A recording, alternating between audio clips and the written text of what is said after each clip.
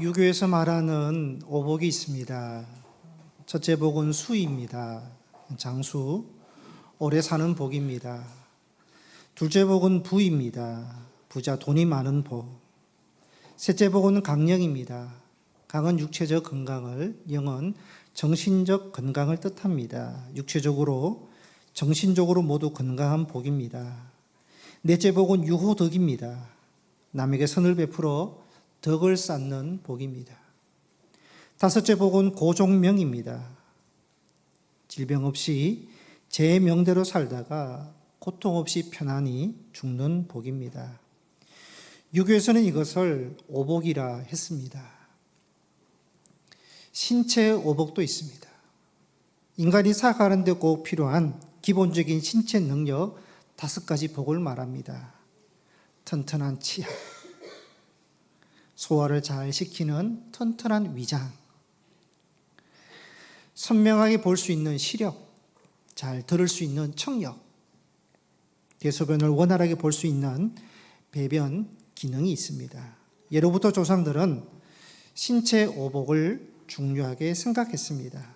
유교에서 말하는 오복이나 신체 오복은요, 소유의 복입니다. 장수, 부, 정신적인 건강, 덕, 신체. 소유할 때의 복입니다. 소유의 복이죠. 존재의 복이 있습니다. 존재의 복은요, 소유와 상관없이 존재하는 자체를 복으로 여기는 것을 말합니다. 심리학자 에리 프롬은 인간을 소유형 인간과 존재형 인간으로 나누었습니다. 소유형 인간은 삶의 의미와 목적을 소유하는 데 두는 사람, 소유의 가치를 두는 사람을 말합니다. 존재형 인간은 의미와 목적을 인간답게 사는 데 두는 사람, 존재 자체에 가치를 두는 사람입니다. 우리는 사랑하는 가족이 있습니다. 자녀가 있습니다. 소중한 사람들이 있습니다. 소유로 보지 않습니다. 존재 자체만으로 복으로 기쁨으로 받아봅니다. 존재형 인간입니다. 하나님께서 우리를 보시는 기준은요, 소유형이 아닙니다. 너희 지식이 어떻게 되냐, 너희 능력이 어떻게 되냐, 너희 재능이 무엇이냐, 너가 얼마나 가지고 있느냐, 너의 직업이 무엇이냐, 물질의 소유를 보시지 않고요, 존재로 보십니다. 우리 존재 자체를 주님은 사랑하십니다. 여러분, 그리스도인 역시요, 소유형이 아닌 존재형으로 볼 수 있는 신앙의 눈을 가져야 할 것입니다. 본문은 어떤 사람이 복 있는 사람인지 3가지로 말씀을 하고 있습니다. 첫째는 성실한 자가 복이 있다 말씀합니다. 10절 마지막에 보시면요, 성실한 자는 복을 받느니라. 18절을 보시면 성실하게 행하는 자는 구원을 받을 것이다. 그러니까 성실한 사람에게 복이 있고 구원이 있다고 말씀을 하고 있습니다. 이 성실한 사람을 19절에서는 농부로 예를 듭니다. 19절을 보시면 자기 토지를 성실하게 경작하는 농부는 먹을 것이 많다. 많은 열매를 맺을 수 있지만 성실하지 않고 방탕하게 사는 사람은 궁핍하게 된다. 가난하게 된다고 말합니다. 잠언 기자는요, 성실한 사람에게 복이 있다, 구원이 있다, 많은 열매가 있다고 말을 하고 있습니다. 여러분, 이것은 영적인 부분도 똑같습니다. 영적인 것도요, 성실해야 됩니다. 예배의 성실, 찬양의 성실, 기도의 성실, 말씀 성실. 영적인 부분도 성실한 사람이요, 복이 있고 구원이 있고 열매가 있는 것입니다. 사탄의 시험은 성실을 빼고 한 방을 시험합니다. 마태복음 4장에 사탄이 예수님께 시험을 합니다. 천하만국과 그 영광을 보여주면서 만일 내게 엎드려 경배하면 이 모든 것을 내게 주리라 시험했습니다. 정당한 수고 없이 노력 없이 경배만 하면, 엎드리기만 하면 세상 모든 것을 주겠다. 성실을 빼는 시험이었습니다. 예수님께서 사탄아 물러가라, 주 너희 하나님께 경배하고 다만 그를 섬기라 말씀하셨습니다. 예수님은 성실과 수고 위에 은혜를 주시고 열매를 맺게 하십니다. 시편 37편 3절에 보시면 여호와를 의뢰하고 의지하고 선을 행하고 땅에 머무는 동안, 땅에 사는 동안에 성실을 먹을거리로 재료로 삼아라. 그렇게 말씀합니다. 성실을 재료로 삼아라. 여러분 일이 있습니까? 일의 성실. 만남이 있습니까? 그 만남의 성실. 건강하십니까? 그 건강에도 성실. 운동에도 성실. 취미에도 성실. 예배도 성실. 기도도 성실. 삶의 모든 부분에 성실을 먹을거리로 삼으면 발전할 수 있고 변화가 일어날 수 있고 열매를 거둘 수 있다라는 말씀입니다. 영국 어느 마을에 매우 가난하고 힘든 할아버지 밑에서 자란 에드워드 윌리엄 보크라는 소년이 있었습니다. 너무 가난해서 이 소년은 꿈을 가지고 미국으로 건너갑니다. 할아버지는 미국으로 떠나는 손자에게 너 있는 곳을 언제나 좋게 만들어라 이렇게 말해 주었습니다. 보크라는 소년은 보스턴에서 자리 잡고 거리에 신문 갑판대를 만들어 놓고 신문을 팔기 시작했습니다. 할아버지가 자기에게 말한 너 있는 곳을 좋게 만들어라. 이 말씀이 생각이 나서요. 주변을 깨끗이 청소하기 시작했고 일찍 신문을 설치해 놓았습니다.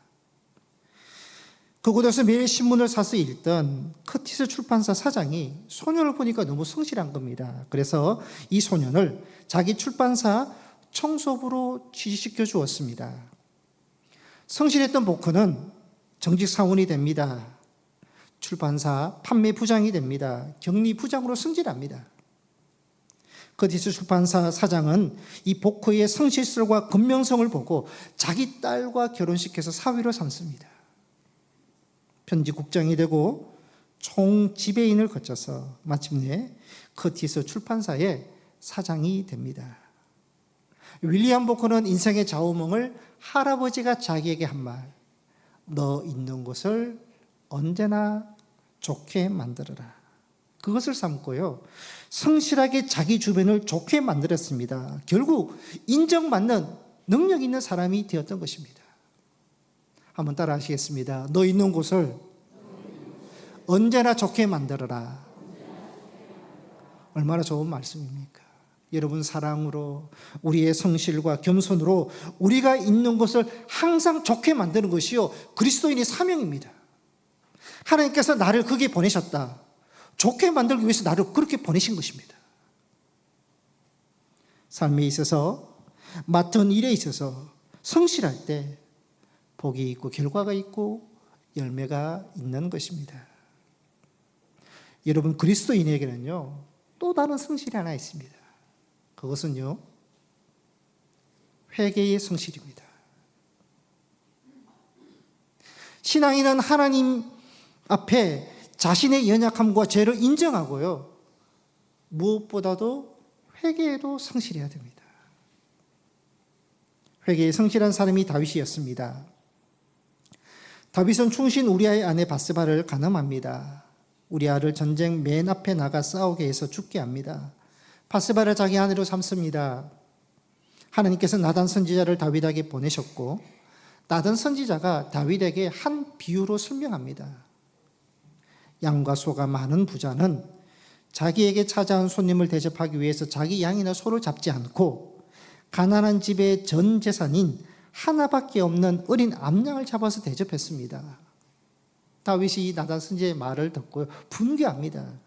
그 부자에게 내가 사형을 선고할 것이다.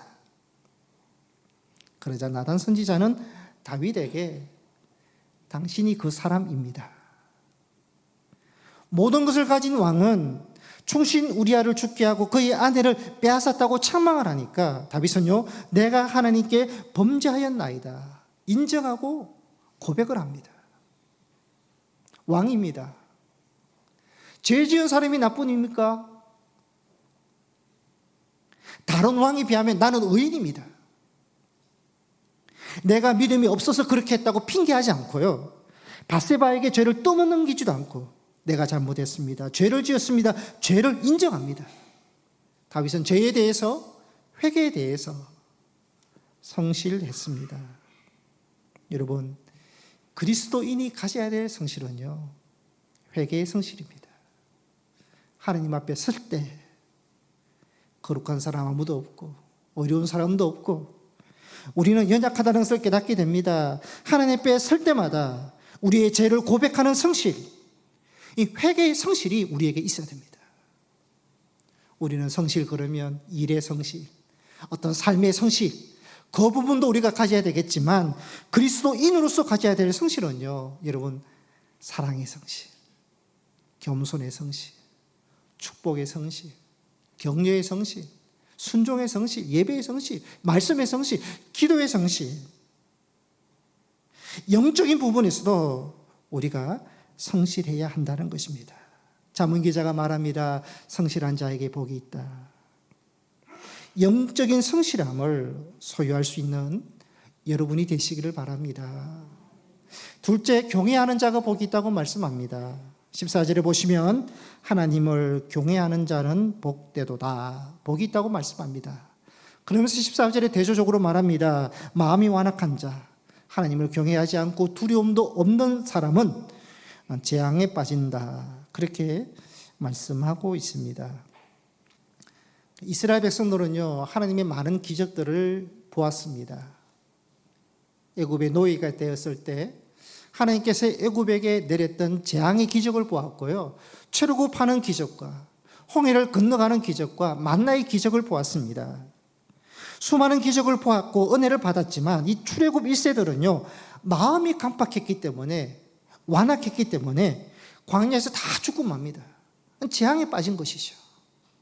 그러나 오늘 장로님 기도처럼 모든 상황에서 끝까지 하나님을 신뢰하고 경외했던 여호수아와 갈렙만이 복을 받고 가나안에 들어가는 자가 되었던 것입니다. 전도서 12장 13절에 보시면 일의 결국을 다 들었으니, 이제 모든 것을 다 들었으니까 하나님을 경외하고 그 명령들을 지키라. 이것이 모든 사람의 본분이니라. 전도서 기자는요, 하나님을 경외하는 것이 인간의 본분이다, 의무다, 인간의 존재 이유와 목적이라고 말씀하고 있습니다. 여러분, 제품을 만든 다 목적이 있습니다. 그 목적을 가지고 제품을 다 만듭니다. 하나님께서 세상을 만드셨을 때도 세상을 향한 목적이 있으셨고요, 하나님께서 인간을 만드실 때도 인간을 향한 목적이 있는데 그 목적이 뭐냐? 하나님을 경외하고 하나님을 섬기도록 우리를 만드신 것입니다. 출애굽기를 보면 하나님께서 모세에게 애굽 왕 바로에게 보냅니다. 그러면서 이렇게 꼭 전달하라고 합니다. 내 백성을 보내라. 그들이 나를 섬길 것이라. 모세는요, 애굽 왕 바로에게 갈 때마다 이 말을 계속해서 합니다. 내 백성을 보내라. 그들이 나를 섬길 것이라. 하나님께서 이스라엘 백성들을 구원하신 목적은 하나님을 섬기기 위해서였던 것입니다. 그래서 하나님께서 이스라엘 백성들을 구속했습니다. 출애굽에서 나와서 시내산에서 이 백성들과 언약을 맺습니다. 이스라엘 백성들을 언약 백성으로 삼습니다. 언약 백성으로 삼고 이 백성들에게 율법을 주시고 십계명을 주십니다. 그 십계명은 백성들에게 하나님을 잘 믿고 섬기도록 주신 명령입니다.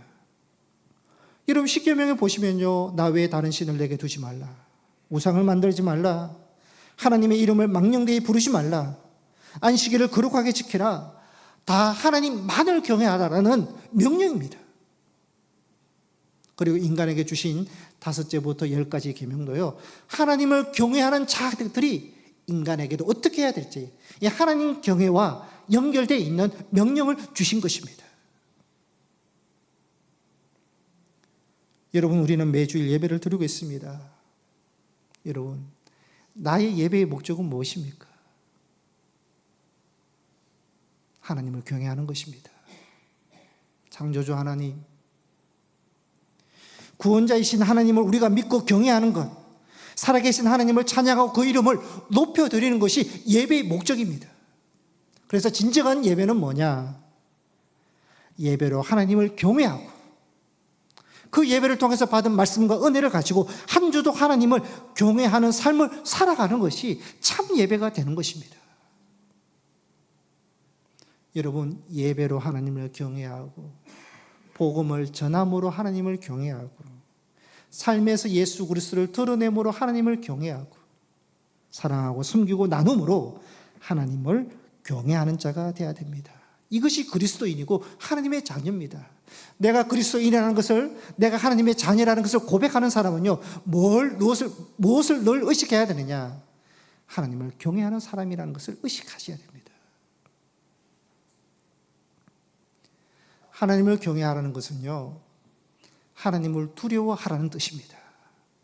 전도서 12장 13절에 여호와를 경외하라, 이 말씀은요, 세번역과 공동번역에서는 이거를 하나님을 두려워하라고 그렇게 번역하고 있습니다. 경외함이 무엇이냐? 두려움입니다. 시편 22편 23절에 보시면 여호와를 두려워하는 너희여 그를 찬송할지어다.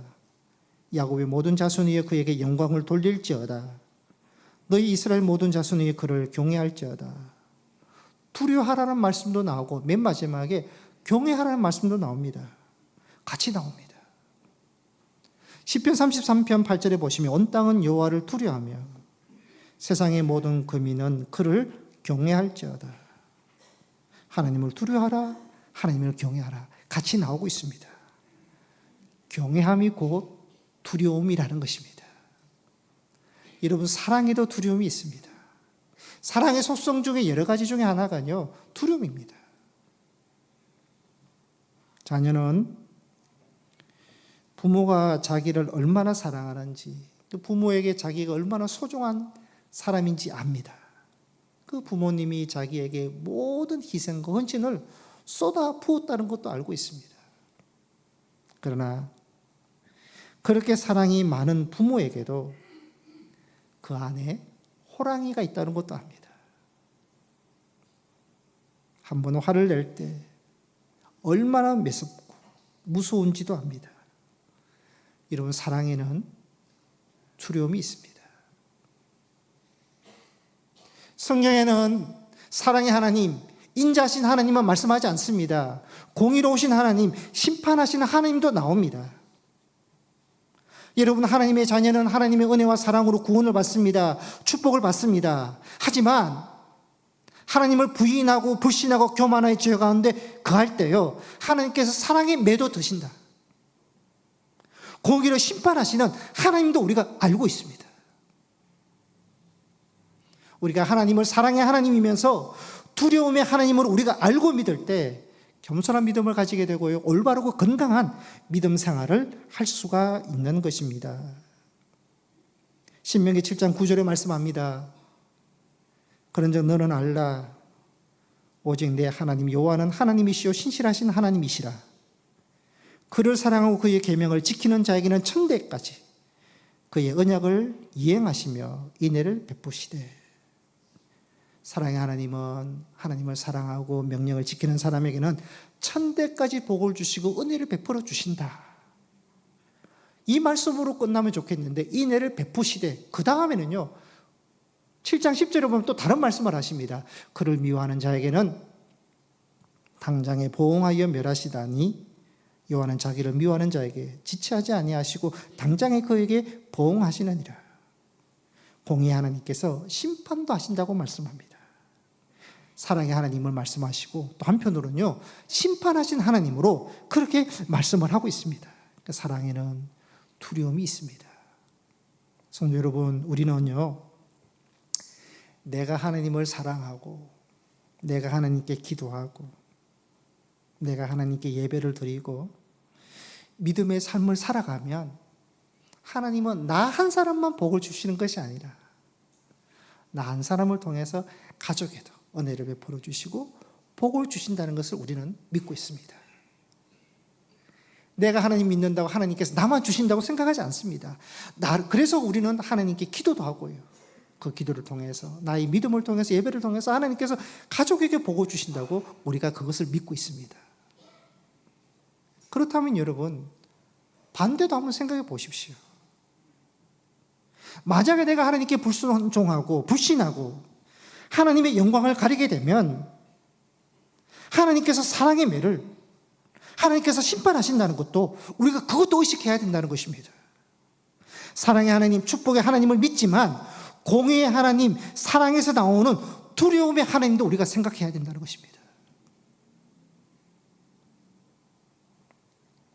하나님을 경외하는 사람은 인생의 주인을 하나님으로 고백하는 사람입니다. 잠언서에 보면 여호와를 경외하는 것이 지식의 근본이다. 여호와를 경외하는 것이 지혜의 근본이다 말씀합니다. 그러니까 참 지혜와 지식을 가진 사람은 여호와를 경외하는 것이다. 경외 안 할 수 없다는 것입니다. 근데 여러분, 세상이 얼마나 악한지요. 인간이 가지고 있는 지식과 그 지혜를 가지고요, 인간보다 못한 다른 피조물을 만들어서 숭배합니다. 인간이 만든 것을 신으로 자기 주인으로 숨기고 있습니다. 그 어리석은 인간의 모습이죠. 참 지식과 지혜는 그것을 통해서 하나님을 경외하고 그 하나님을 자기의 주인으로 고백하고 모시고 살아가는 사람들입니다. 여러분, 우리가 가장 좋아하는 것에 영향을 받습니다. 가장 좋아하는 것이 우리의 주인이 됩니다. 자녀가 가장 좋다면요, 그 자녀의 영향을 받는 것이고 자녀가 우리의 우상이 될 수 있고요.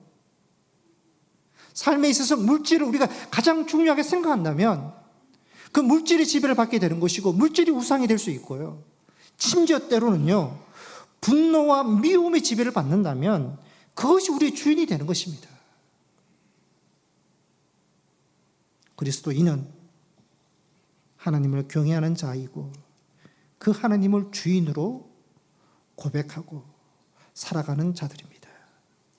그러한 자들에게 하나님께서 경외하는 자에게 복이 있다고 말씀하고 있습니다. 세 번째, 충성하는 사람이 복이 있습니다. 20절에 보시면 충성된 자는 복이 많도다 말씀합니다. 지난 주일에 제가 설교에서 충성은 헬라어로 피스티스라 그랬습니다. 근데 이 피스티스는 믿음, 신뢰라는 뜻도 가지고 있습니다. 그래서 피스티스는 믿음의 뜻도 있지만 충성의 뜻도 있습니다. 여러분, 믿음과 충성은 동전의 양면입니다. 같이 가는 것입니다. 바울은 로마서에서 이신칭의를 강조했습니다. 로마서 1장 17절에 복음에는 하나님의 의가 나타나서 믿음으로 믿음에 이르게 하나니 기록된 바 오직 의인은 믿음으로 말미암아 살리라 함과 같으니라. 바울은 모든 사람들은 행위로 율법으로 의롭게 되는 것이 아니라 오직 예수 그리스도를 믿음으로 의롭게 된다. 그 믿음으로 하나님의 자녀가 되고 그 믿음으로 구원을 받고 그 믿음으로 중생을 경험하고 믿음으로 시작한다는 것입니다. 여러분, 믿음으로 시작하지만 믿음의 완성은 어떻게 되느냐? 그 나의 믿음에 충성이 들어갈 때 믿음이 완성이 되는 겁니다. 믿음에는 말의 믿음이 있습니다. 말로 하는 것도 믿음입니다. 마음의 믿음이 있습니다. 마음으로. 행동으로 하는 믿음이 있습니다. 여러분, 진정한 믿음은 말로만 믿는 것이 아닙니다. 마음으로만 믿는 것이 아닙니다. 행동으로 믿는 믿음이 진정한 믿음인데 그 행동의 믿음은 어떻게 나오느냐? 순종할 때, 충성할 때 나오는 것입니다. 그래서 믿음이 완성되기 위해서는 그 믿음에 충성이 들어가야지 믿음이 완성이 되는 것입니다.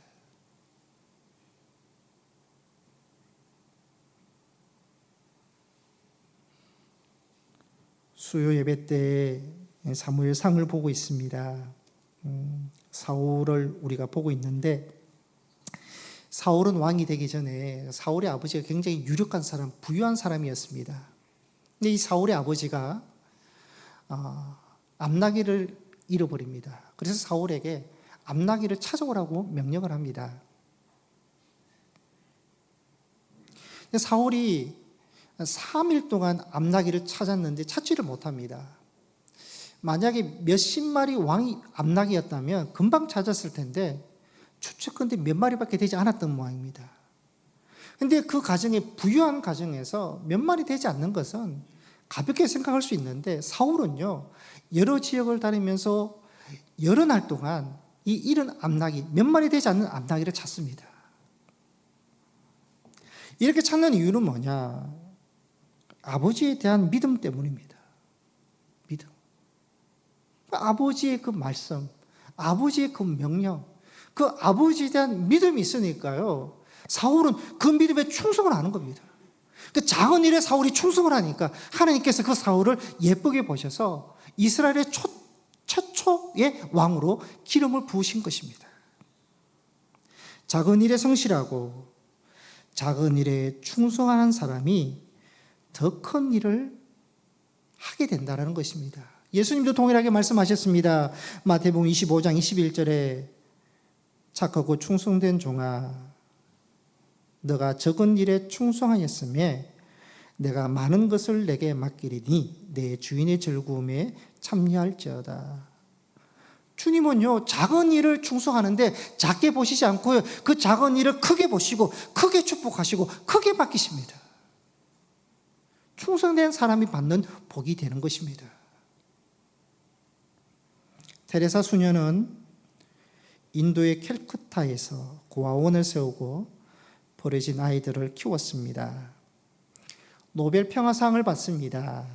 노벨 평화상을 수상하는 날에 기자가요, 비아냥대는 투로 테레사 수녀에게 질문을 합니다.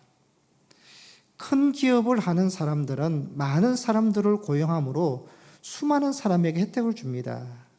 그 혜택은 전 세계에 미칠 수 있습니다. 그러나 당신은 불과 200명, 300명의 버림받은 아이들을 구출한 것이 전부입니다. 그럼에도 불구하고 노벨 평화상을 받는 것에 대해서 어떻게 생각하십니까? 평화상을 받는 것에 대해서 평가절하시킨 것입니다.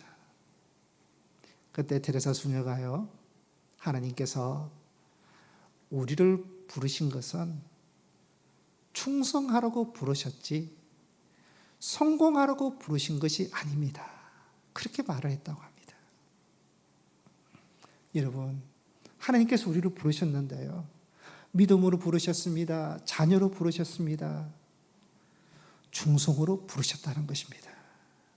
그래서 우리는 하나님 앞에 그 부르심에 믿음으로도 반응해야 되지만 충성으로도 반응할 수 있는 하나님의 자녀가 되어야 됩니다. 그럴 때 복 있는 사람이다 말씀하고 있는 것입니다.